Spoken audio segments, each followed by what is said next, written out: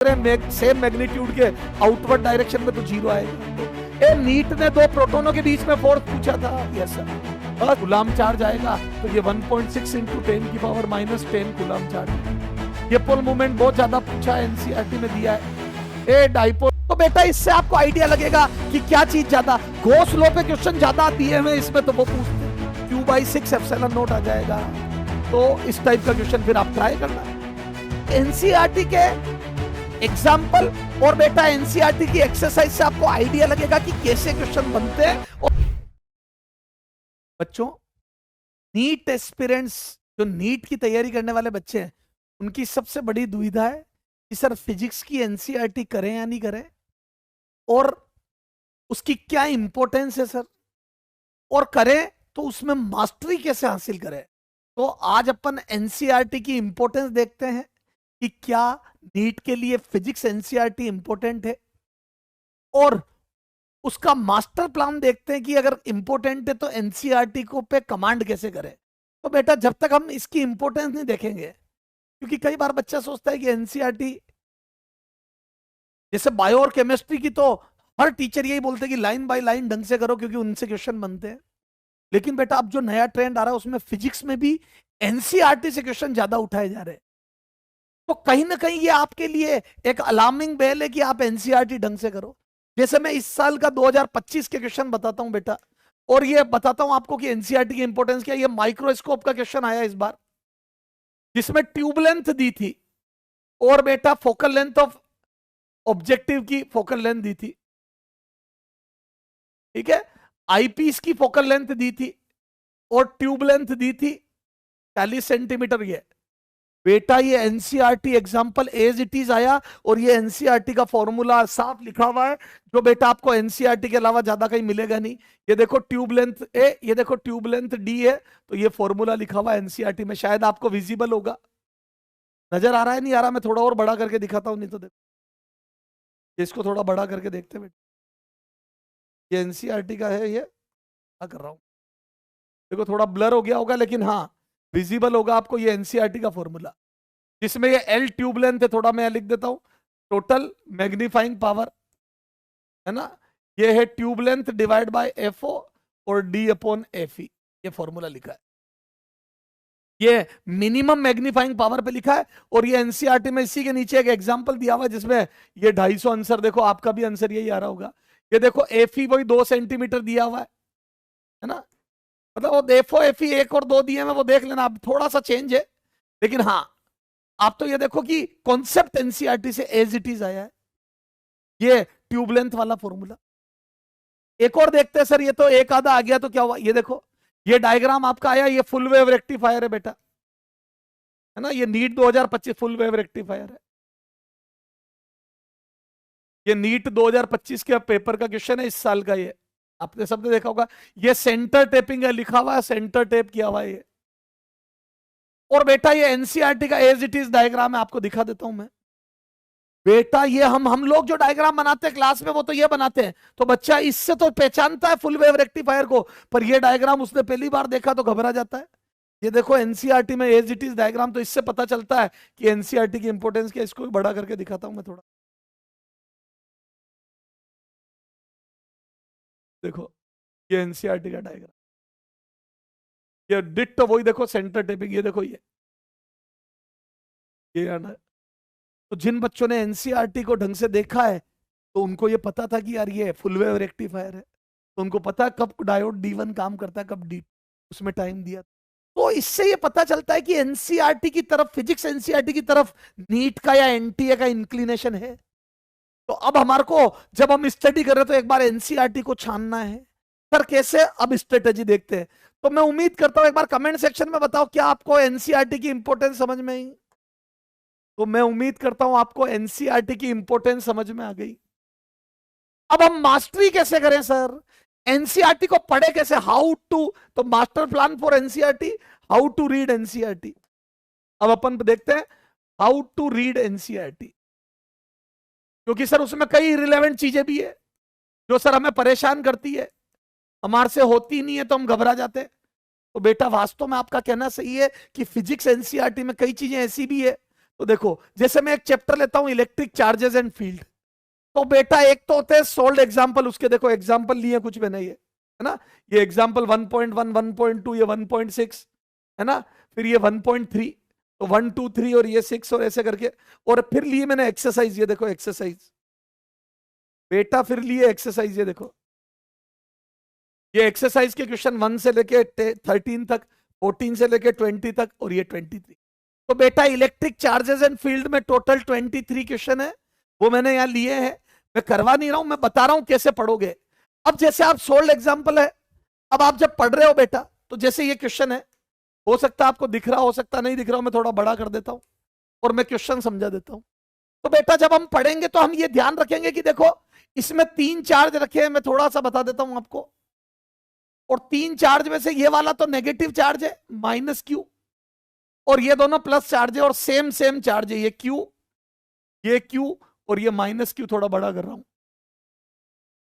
अब पूछा इस पर फोर्स बताओ, इस पर और इस पर, तीनों पर फोर्स बाकी के 2 की वजह से, तो बेटा ये वाले दोनों इसको खींचेंगे और सेम अमाउंट से खींचेंगे, तो ये एफ नोट अगर मैं लिख लूं तो ये एफ नोट √3 याद है बेटा, ये 60 डिग्री इक्विलेटरल ट्राइंगल दिया, तीनों लेंथ एल एल दी है, तो इक्विलेटरल ट्राइंगल है, सम बाहु त्रिभुज है, तो ये एफ नोट √3 याद है, 60 डिग्री पर रिजल्टेंट 2 इक्वल मैग्नीट्यूड का एफ नोट √3 आता है। तो यहां से ये पता चलता है कि इस टाइप का क्वेश्चन नीट ने पूछा है, तो हम इस टाइप के वेक्टर वाले क्वेश्चन ढंग से करेंगे इक्विलेटरल ट्राइंगल के। तो बेटा जब आप प्रैक्टिस कर रहे हो, जब आप क्लास में क्वेश्चन करो, तो आप इस टाइप के क्वेश्चन भी करो। ये देखो ये यहां पर एक चार्ज है, तो ये प्लस प्लस को रिपेल करेगा, तो एक फोर्स इधर लगेगा एफ नोट, और ये इसको अट्रैक्ट करेगा तो एफ नोट इधर लगेगा, तो बेटा इधर ये 120 एंगल हो जाएगा। ये 60 है, तो बेटा ये नहीं, ये 120 हो जाएगा। अंदर वाला 60 है, तो ये 120 हो जाएगा, और आपको पता है 120 पर इक्वल मैग्नीट्यूड का रिजल्टेंट भी एफ नोट ही आता है। तो इससे आपकी पूरी वेक्टर की प्रैक्टिस हो गई। तो बेटा अगर आपको इलेक्ट्रो ढंग की करनी है तो वेक्टर अच्छा आना चाहिए, इससे ये पता चलता है कि इक्वल मैग्नीट्यूड पर वो बहुत कॉन्सेंट्रेट कर रहे हैं। तो ये नीट का क्वेश्चन है बेटा, सॉरी एनसीईआरटी एग्जाम्पल का क्वेश्चन है ना। ऐसे इस पर भी फोर्स यही आ जाएगा, ये रिपेल करेगा और वो अट्रैक्ट, तो फिर से एफ नोट आ जाएगा, ये खत्म। तो बेटा आपको 60 डिग्री और 120 को ढंग से पढ़ना पड़ेगा, ट्राइंगल वाले क्वेश्चन ढंग से करने पड़ेंगे। एक और देखो एनसीईआरटी का ट्राइंगल वाला क्वेश्चन एग्जाम्पल में देखो, ये देखो बेटा, वो सेंट्रोइड वाला कहां चला गया, चलो इसमें आया नहीं है, वो शायद रह गया, वो कोई बात नहीं, मैं बता देता हूं। एक क्वेश्चन इसी से पहले एनसीईआरटी ने इसमें होगा, देखो कोई नहीं, एक क्वेश्चन सेंट्रोइड वाला और है इसके एग्जाम्पल में, इससे जस्ट पहले एग्जाम्पल 1.5 में देखो, एग्जाम्पल 1.5 देखना आप, उसमें बेटा सेंटर पे सेंट्रोइड पे एक चार्ज रख के फोर्स पूछा है, फिर से वो इक्विलेटरल ट्राइंगल, तीनों चार्ज क्यू क्यू क्यू दे दिए, और सेंट्रोइड पे एक माइनस क्यू चार्ज रख दिया और पूछा इस पे नेट फोर्स, तो बेटा 0 आता है। सर कैसे बेटा, सेंटर ये इधर खींचेगा, ये इधर खींचेगा और ये इधर खींचेगा, तो बेटा ये बराबर एंगल पर फोर्स हो गए 120 120 120 पे। अगर बेटा सेम मैग्नीट्यूड के फोर्स सेम एंगल पर एक पूरे सर्कल पे लगे तो नेट 0 आता है, ध्यान रखना। तो बेटा अगर ये वेक्टर का कॉन्सेप्ट है, अगर अलग अलग एंगल पे बेटा खूब सारे लग रहे हो तो बेटा इनका रिजल्टेंट 0 होता है, ये याद रखना। जैसे 6 फोर्स 60 पे लग रहे हैं सेम मैग्नीट्यूड के आउटवर्ड डायरेक्शन में, तो 0 आएगा। 3 120 पे तो 0, 4 90 पे तो 0, ये ध्यान रखना। तो ये बेटा नेट फोर्स 0 होगा, ये भी क्वेश्चन पूछा। तो हम पढ़ते वक्त इन चीजों का, तो बेटा आपको कुछ नहीं करना है, एक बार एनसीईआरटी पे जब चैप्टर चल रहा है तो एनसीईआरटी पे निगाह मार लो, उसके सोल्ड एग्जांपल में किस टाइप के क्वेश्चन है वो देख लो, फिर आप क्लास में सर के साथ पढ़ो और इन क्वेश्चंस को ट्राई करो, नहीं तो सर से पूछो, ठीक है साहब। अब देखो एक क्वेश्चन ये है, ये कुलाम्स लॉ पे देखो, ये नीट में आ भी चुका है और अब और भी आएगा, देखो तो हम ये ढंग से पढ़ेंगे। बेटा ग्रेविटेशनल फोर्स और कुलाम्स लॉ में कंपैरिजन करा है, किसके बीच में, दो ग्रेविटेशनल लॉ, स्टेशनरी मासेस है, इलेक्ट्रॉन और प्रोटॉन रखे हैं बेटा, एक इलेक्ट्रॉन रखा है और एक प्रोटॉन रखा है बेटा, इसको r डिस्टेंस पे रख के इलेक्ट्रो और ग्रेविटेशनल फोर्स में कंपैरिजन करके बताया है। तो बेटा आपको ग्रेविटेशनल फोर्स और इलेक्ट्रो का कंपेयर करना है। इलेक्ट्रो ऊपर और ग्रेविटी नीचे, रेशो पूछा है।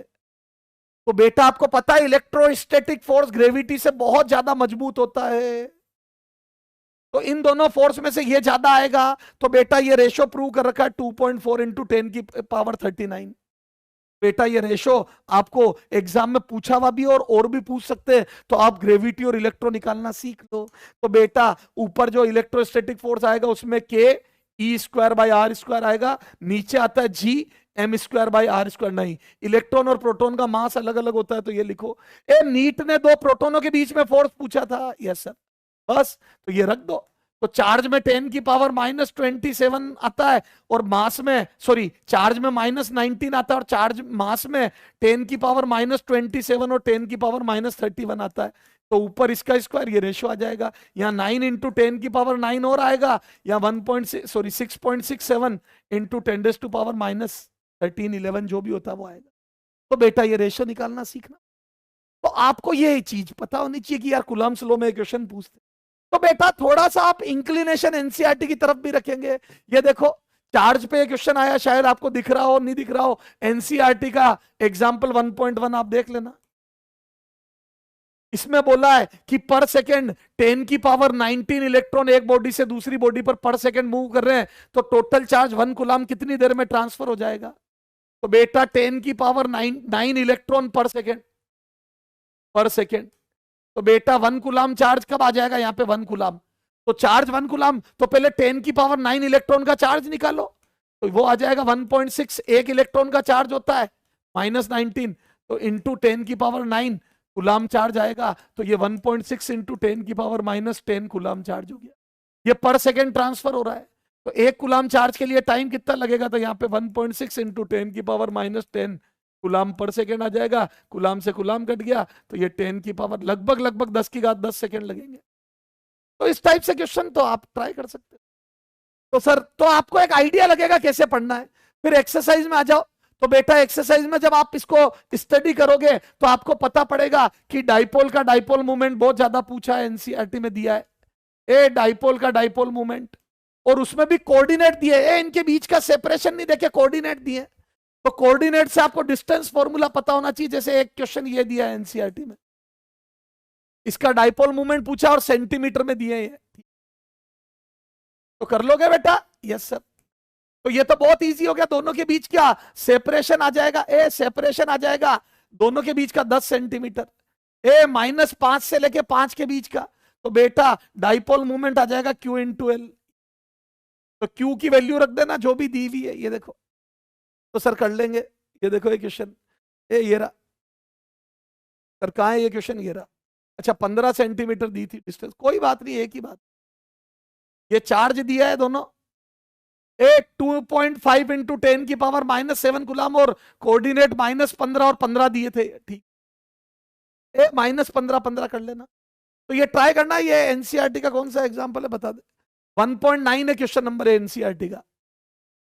क्वेश्चन नंबर 1.9 है, क्वेश्चन नंबर 1.9 एक्सरसाइज का।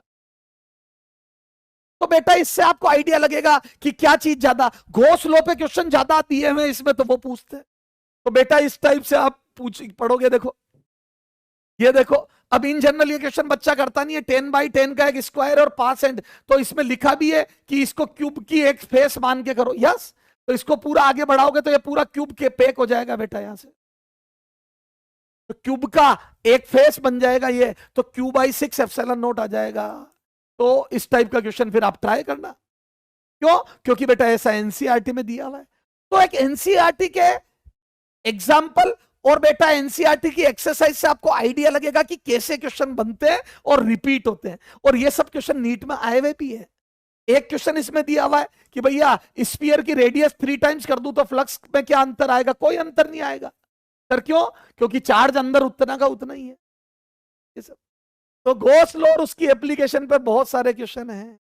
तो क्या ये समझ आ गया बेटा? आपको एनसीईआरटी के एग्जाम्पल और एक्सरसाइज के क्वेश्चन से आइडिया लगाना है कि नीट क्या इस चैप्टर में पूछ सकती है।